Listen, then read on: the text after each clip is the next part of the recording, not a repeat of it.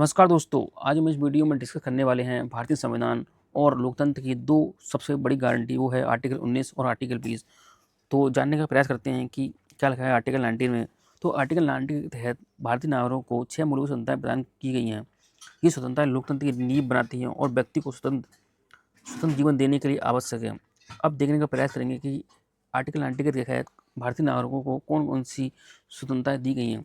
इसमें जो एक मुख्य बात वो ये है कि आर्टिकल 19 के अंतर्गत दी गई स्वतंत्रता केवल भारतीय नागरिकों के लिए है, अन्य के लिए नहीं है। तो आगे बढ़ते हैं और देखते हैं कौन कौन सी स्वतंत्रताएं आर्टिकल 19 के तहत दी गई हैं। तो सबसे पहली हमारी स्वतंत्रता है, इसके अंतर्गत 6 स्वतंत्रता दी गई हैं और जिनमें सबसे पहली स्वतंत्रता है वो है विचार और अभिव्यक्ति की स्वतंत्रता। यानी कि प्रत्येक नागरिक को फ्रीडम ऑफ एक्सप्रेशन की आज़ादी दी गई है। इसमें तहत हम सरकार की उचित आलोचना कर सकते हैं, लेकिन अनुचित आलोचना नहीं कर सकते। जैसे कि किसी भी नागरिक को गाली देना, ये स्वतंत्रता इसमें नहीं देखी। इस पर युक्तियुक्त प्रतिबंध लगाए हैं। यानी कि जो फ्रीडम ऑफ एक्सप्रेशन है वो कहीं ना कहीं एब्सोल्यूट नहीं है, उस पर रीजनेबल रेस्ट्रिक्शन लगाए जा सकते हैं। सामूहिक और बिना हथियार एकत्र होने की स्वतंत्रता, यानी कि आप एक जगह एकत्र हो सकते हैं लेकिन बिना हथियार के। ऐसा नहीं कि आप लॉ एंड ऑर्डर को बिगाड़ें, तो ऐसी स्वतंत्रताएं पर बाधा लगाई गई हैं। संघ और यूनियन बनाने की स्वतंत्रता, यानी कि आप संगठन बना सकते हैं, संस्थाएं बना सकते हैं। भारत के किसी भी क्षेत्र में घूमने की स्वतंत्रता, इसमें यह है कि भारत का कोई भी नागरिक भारत के किसी भी क्षेत्र में घूम सकता है, लेकिन इस पर भी रीजनेबल रेस्ट्रिक्शन लगाई गई हैं। जैसे कि हम जानते हैं कि जनजातीय क्षेत्र जैसे कि नॉर्थ ईस्ट की राज्य नागालैंड में भारत के किसी भी नागरिक को जाने के लिए एक परमिट की आवश्यकता होती है, जिससे इनर लाइन परमिट कहते हैं। तो कहीं ना कहीं नागरिकों के हित में कुछ रेस्ट्रिक्शन लगाई जा सकती हैं। जो पांचवी हमारी स्वतंत्रता है वो किसी भी क्षेत्र में निवास करने की स्वतंत्रता, यानी कि भारत का कोई भी नागरिक भारत के किसी भी क्षेत्र में बस सकता है, लेकिन इस पर भी कहीं ना कहीं युक्तियुक्त प्रतिबंध लगाए गए हैं। जो हमारी लास्ट स्वतंत्रता है वो है किसी भी पेशे, व्यापार और व्यवसाय करने की स्वतंत्रता। यानी कि भारत का कोई भी नागरिक किसी भी व्यवसाय कर सकता है। इस पर भी रीजनेबल रेस्ट्रिक्शन लगाए गए हैं, जैसे कि सार्वजनिक हित में या फिर नैतिकता के हित में वेश्यावृत्ति, ऐसे व्यवसाय पर प्रतिबंध लगाए गए हैं। और कुछ व्यवसाय जो कि भारत सरकार के एकाधिकार के अंतर्गत आते हैं, उन पर भी प्रतिबंध लगाए गए हैं। तो ये 6 प्रकार की स्वतंत्रता आर्टिकल 19 के तहत दी गई हैं।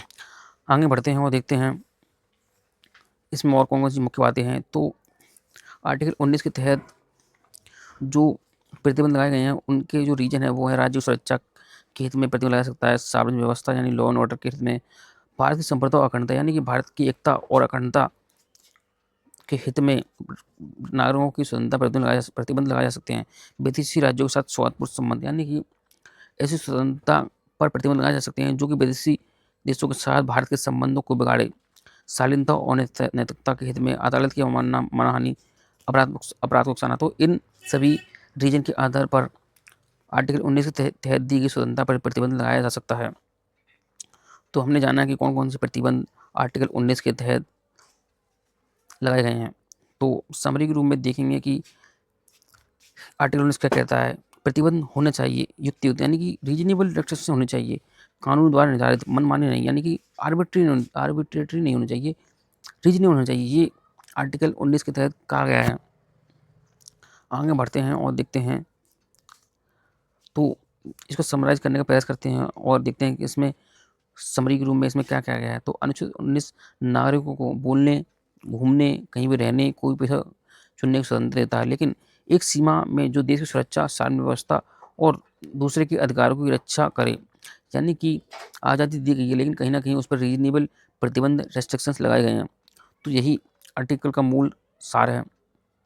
आगे बढ़ते हैं और देखते हैं अपना नेक्स्ट आर्टिकल, जो कि है हमारा आर्टिकल 20। तो आर्टिकल 20 के तहत कौन कौन सी बातें मुख्यतः बताई गई हैं, तो ये जानने का प्रयास करेंगे। आर्टिकल 20 के तहत 3 संरक्षण प्रदान किए गए हैं। पूर्व दंड से संरक्षण, यानी कि एक्स पोस्ट फैक्टो, यानी कि कोई भी कानून पीछे से लागू नहीं किया जाएगा। ऐसा नहीं कि किसी भी सजा के लिए, किसी भी अपराध के लिए पहले 5 साल की सजा थी और वर्तमान में उसी अपराध के लिए 10 साल की सजा हो जाए, तो किसी व्यक्ति को अब 10 साल सजा काटनी पड़ेगी। यानी कि कोई भी कानून रेट्रोस्पेक्टिव इफेक्ट से लागू नहीं होगा। तो इसके तहत यही बात कही गई है। आगे बढ़ते हैं और देखते हैं द्वितीय संरक्षण कौन सा है। तो जो दूसरा संरक्षण है वो है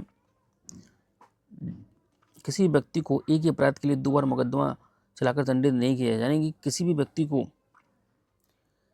एक ही अपराध के लिए 2 बार दंडित नहीं किया जा सकता।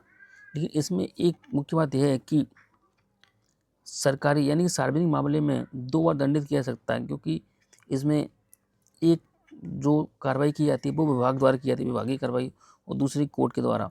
बाकी सामान्य तौर पर किसी व्यक्ति को एक ही अपराध के लिए 2 बार दंडित नहीं किया जा सकता।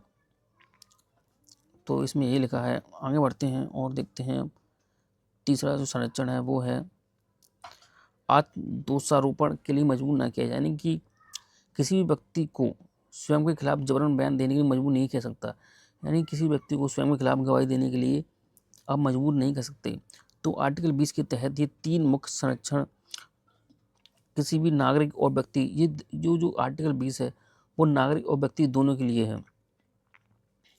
तो इसको समराइज करते हैं और देखते हैं इसमें क्या क्या लिखा गया है। तो अनुचित 20 व्यक्ति को अनुचित आपराधिक कार्रवाई से बचाता है। यानी कि राज्य के द्वारा जो अनुचित आपराधिक कार्रवाई है उससे बचाता है। पीछे से कानून लागू नहीं होगा, यानी कोई भी कानून रेट्रोस्पेक्टिव इफेक्ट से लागू नहीं होगा।